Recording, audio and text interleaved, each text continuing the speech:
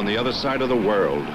An unrelenting battle in which thousands of U.S. troops and their allies are committed against an elusive enemy.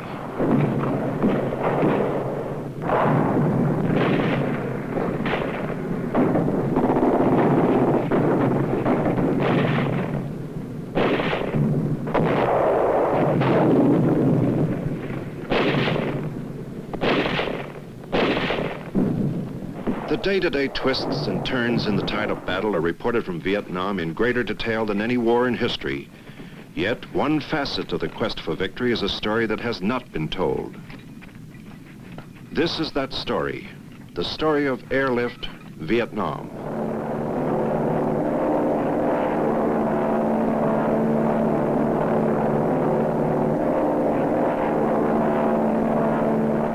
This is Bob Considine reporting from Vietnam.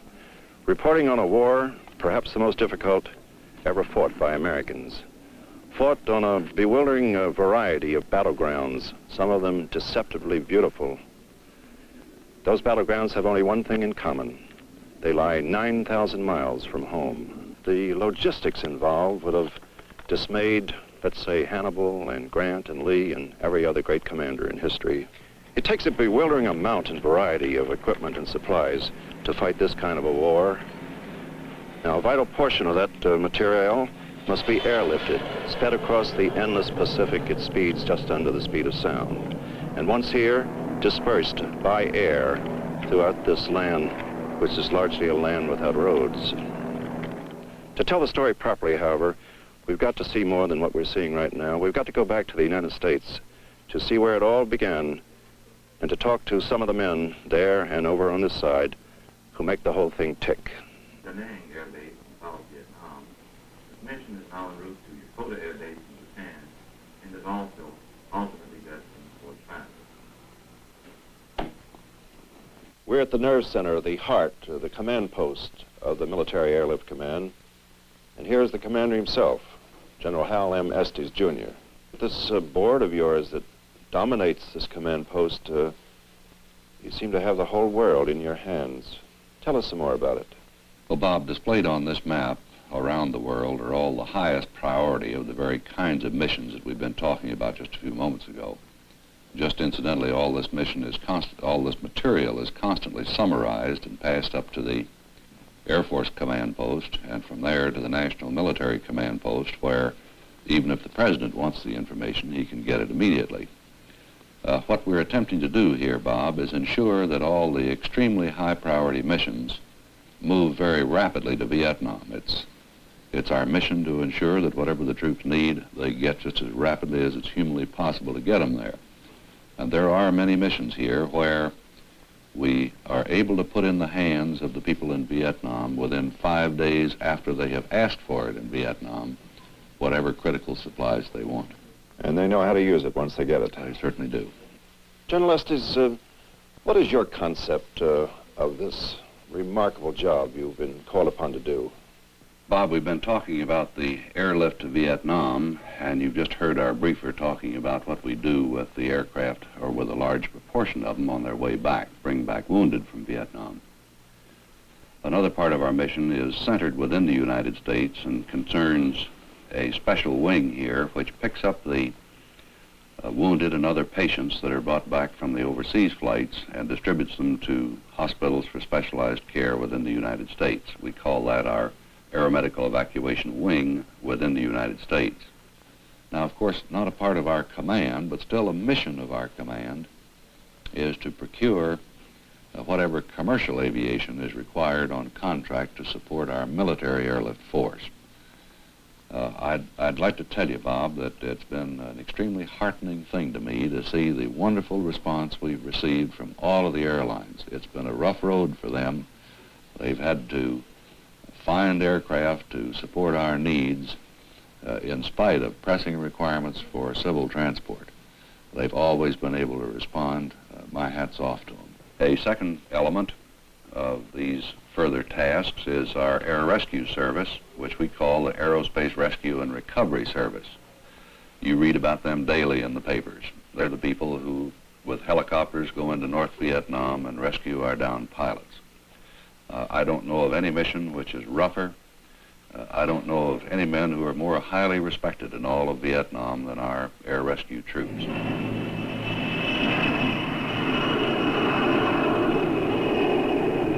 Hi, I'm down here on the flight line at Travis Air Force Base with Captain Duane Bennett. Captain, you're the aircraft commander of this bird, are you not? Yes, sir.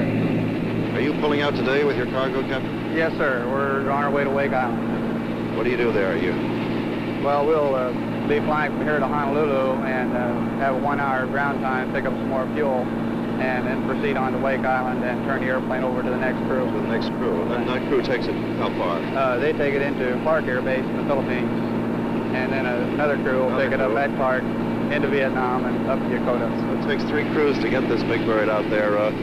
How much gas would you say a C-141 burns on the way to Tan Son Nhut and Saigon? From here to Vietnam, it'd be roughly 40,000 pounds, 38,000, I'm sorry, gallons of fuel. How big a cargo will you carry? Today we've got 55,000 pounds. It can go up to about 70,000 pounds of cargo. Tell me one thing, Captain. I've always been curious about you fellas in MAC.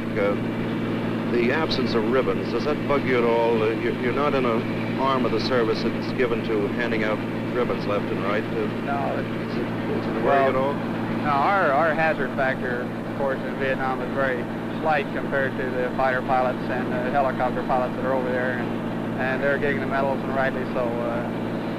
Captain Bennett, do you fellas know what you're carrying all the time, or is it just a cargo? We're always aware of what we're carrying, but not in specifics. We know whether we have general cargo or explosives, or we know the general nature of the cargo, but not specifically. I'm sure sometimes you must be mystified by some of the stuff you find in your cargo hold here. I heard of a case that may have happened to you, carrying some wire, for example. Why don't you send it by ship? And you found out later. What was that story? Right. I did have a flight into Bien Hoa, which is just north of Saigon, and we had 40,000 pounds of safety wire that, we thought could have been shipped by surface transport.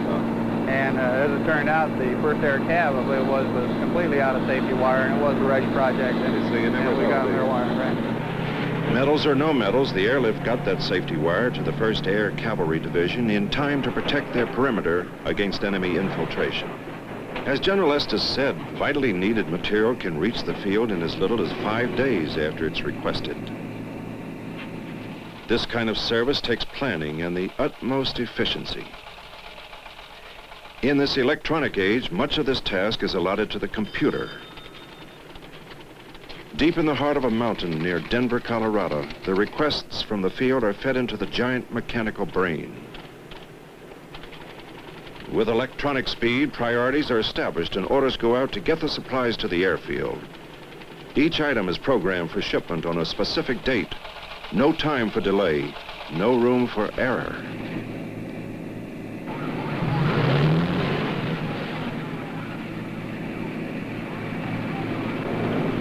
This is the vital merchandise of war, the stuff that cannot wait because it's needed right now. No time for ships. It must be sped by air and pressed into service, sometimes as soon as tomorrow.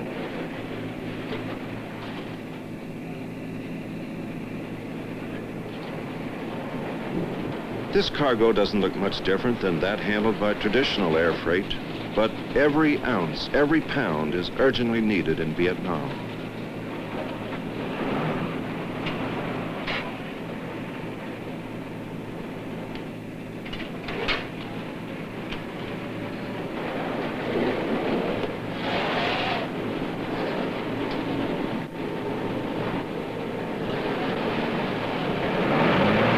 Just a nut or a bolt, but that nut or bolt might put a crippled tank back in operation, or medical supplies that halt an epidemic in a village.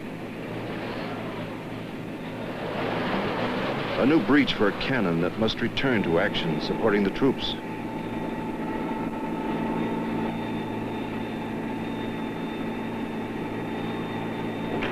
The partners in this massive operation, America's commercial airlines, supplement the splendid job being done by the Military Airlift Command. Hi, Captain. I'm Bob Considine. Bob, I'm John Jones, American Airlines. Nice to see you. You fellas have been helping out the Air Force in general for a long time, haven't you? And this has become a pretty familiar ocean to you, particularly. Yes, Bob. During the Korean Airlift, we served a little over 3 years out here on the Pacific. The Pacific is well known to us.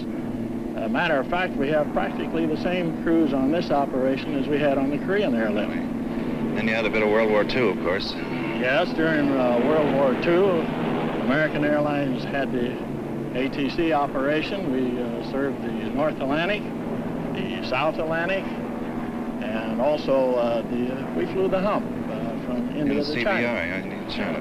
I was on that too. That was quite an operation. Well, you've had experience in all the known carriers of our time and in 2, 3 wars. Tell me, you're flying mostly 707s on this run now? Yes, we have the international version of the 707 known as the 300 series, and we fly those exclusively now out here. And how about the Korean War?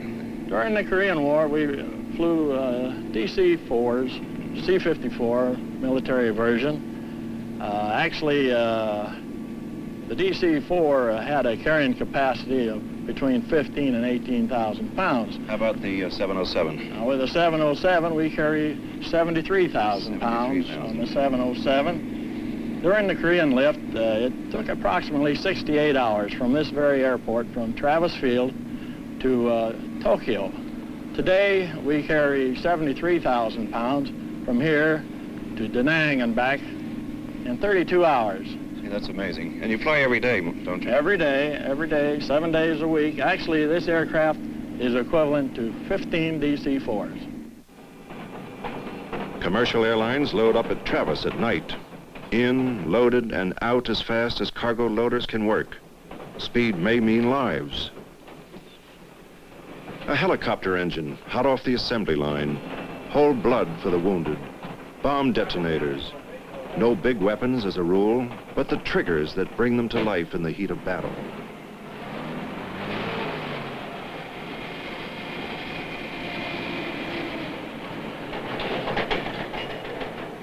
Every pound loaded is spelled urgent. The famous red ball, adopted from another war in another time, World War II. Today, in an age when express means 600 miles an hour, the red ball means high priority. Get it there, and get it there fast. Plane and crew, civilians on military service, waste no time after loading to start the first leg of the rapid relay to Alaska, Japan, and the final objective, Vietnam. Tower, American 7565, now on base leg.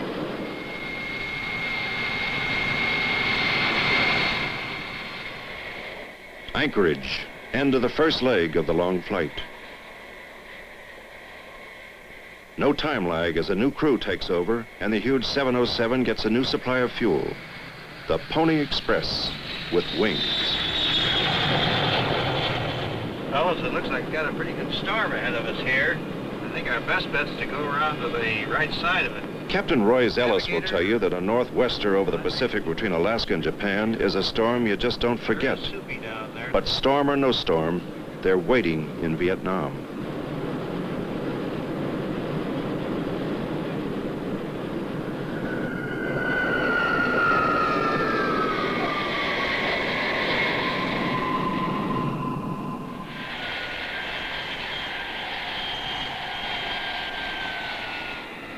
Tokyo. Every minute counts. There's just about time for a hi and a goodbye as the new crew, led by Captain John Chenault, hurries to get the cargo airborne again. Tokyo Tower, 18 past the hour.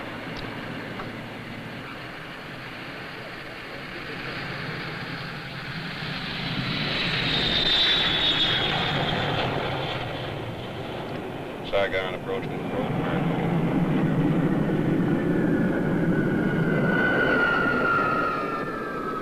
Thousands and thousands of these runs are made without a hitch. Men and machines doing their job. It looks routine, but not to the men who know that the planes landing at Tan Son Nhut, Cam Ranh Bay, and Da Nang brings serum to fight bubonic plague, anti-malarial dosages, a mine detector, or a replacement blade to send a chopper back into the air. Saigon, Tan Son Nhut Airfield. Get them in, get them unloaded, and get them out. The 707 will spend as little as an hour here, then begins the long, long trip back home for more cargo. The major airlines of America have joined in the big battle of logistics. Their familiar markings stir memories of home. The cargo they bring somehow transports home just a bit closer each day. And each day some do go home.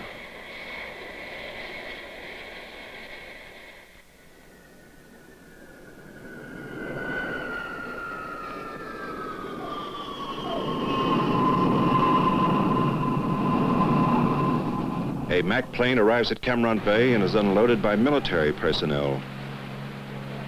In a single day, as much as 2 million pounds of cargo wings into Vietnam.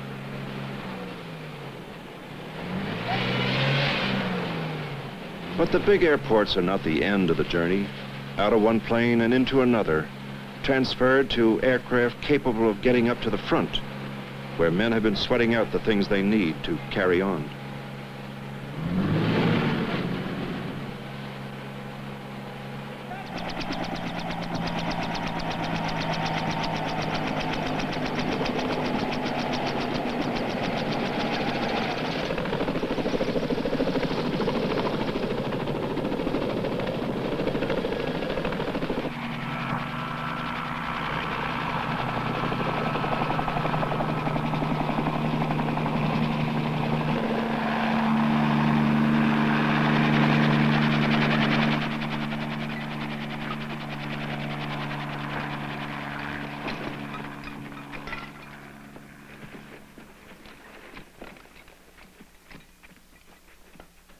No one knows more about the impact of the airlift than the commander, United States Military Assistance Command, Vietnam, General William C. Westmoreland. General? The Military Airlift Command, known as MAC, is vital to the success of our efforts in South Vietnam. The aircraft of MAC enter Vietnam on the average of 7,000 flights per month. These planes bring with them 20,000 tons of priority equipment and supplies. They also carry each month approximately 60,000 troops. Upon return to the United States, these aircraft return officers and men of the Army, Navy, Air Force, Marines, and Coast Guard back to their home territory after having served a year of duty in Vietnam as a member of our armed forces. In addition, MAC provides the vital and highly important air evacuation service for our wounded men. They are flown to many islands in the Pacific, to Japan, and frequently all the way back to the United States. They contribute immeasurably to the high quality of our medical care for these wounded troops.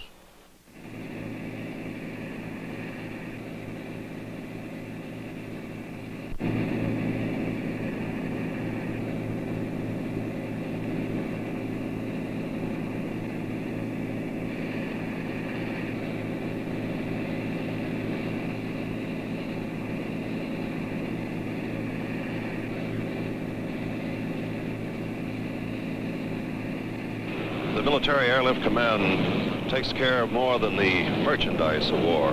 It handles human cargo, too. The halt, the lame, and sometimes the blind. Some of the men you just saw being put aboard that plane were injured not weeks or days or months ago, but a matter of hours ago. They were snatched by a helicopter from the hostile land where they fell, rushed at dizzying speeds to the nearest field hospital, and then on here to Tan Son Nhut to be placed aboard that C-141. En route, they'll be cared for by tender, loving hands of dedicated flight nurses and technicians. Never in the history of war have so many men been handled with such dispatch and such efficiency. Some of the men on that C-141 owe their very lives to that pact. Had they been wounded, had they suffered the same sort of wounds in almost any other war in our history, they would have died of neglect or died of the lack of a speedy recovery, a speedy rehabilitation. Perhaps it's trite to say Godspeed to them, but let's say it anyway. Godspeed at jet age speeds.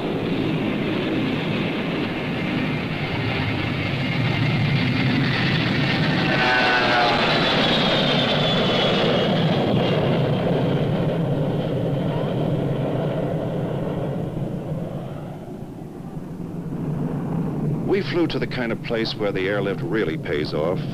No highways, just hostile jungle between the outpost and the home base.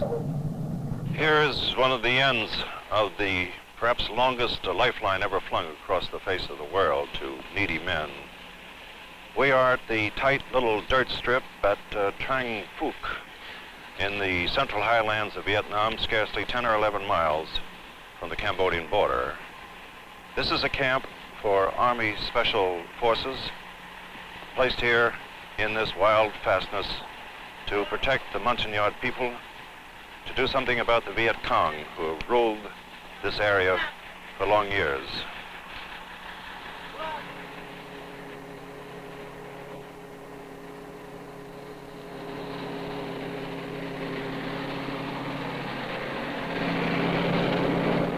We're here with Major Don Brock of Pittsfield, New Hampshire, who is the Adjutant General of the Special Forces Group, with Lieutenant Din Long An of Saigon, who is the commander of this camp.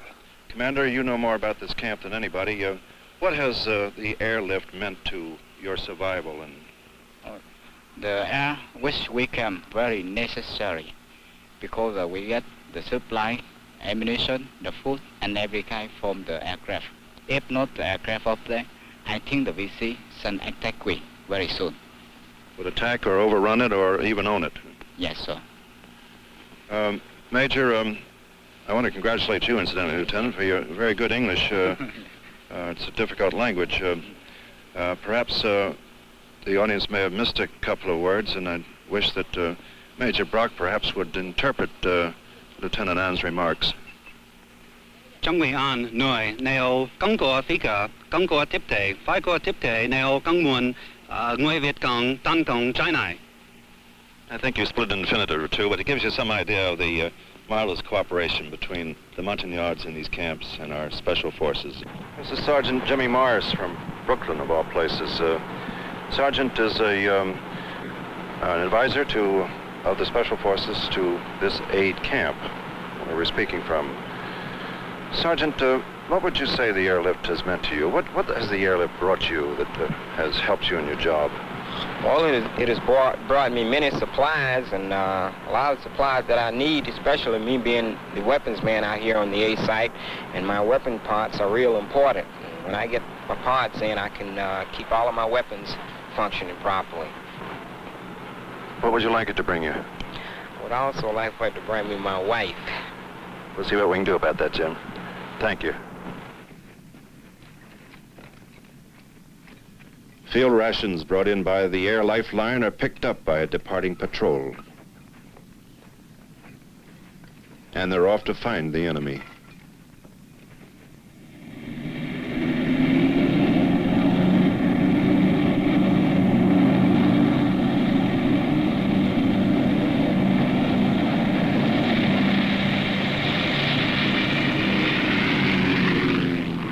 We flew out of the Special Forces camp to another pocket of resistance, a Marine outpost reachable only from the air. This is Foxtrot 27 on Hill 190 outside of Da Nang.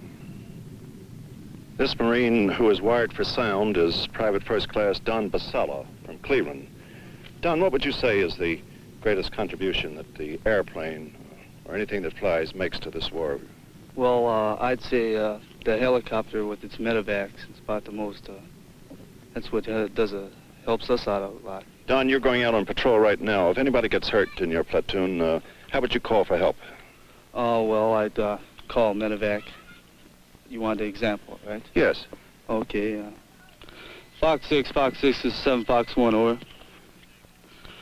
Fox 6 is 7 Fox 1, be advised we have a priority medevac. Coordinates are as follows: 556943, break 1 USMC WIA, shrapnel in legs, medical assistance not required, break LZ secured, approach from east, and the LZ will be marked with yellow smoke, over.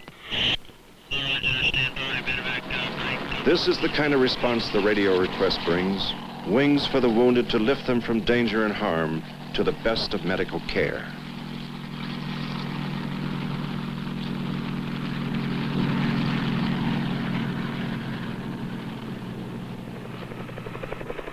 These, then, are some of the component parts of the airlift, supporting heroic men in a most complex type of war. This is Bob Considine reporting from Vietnam.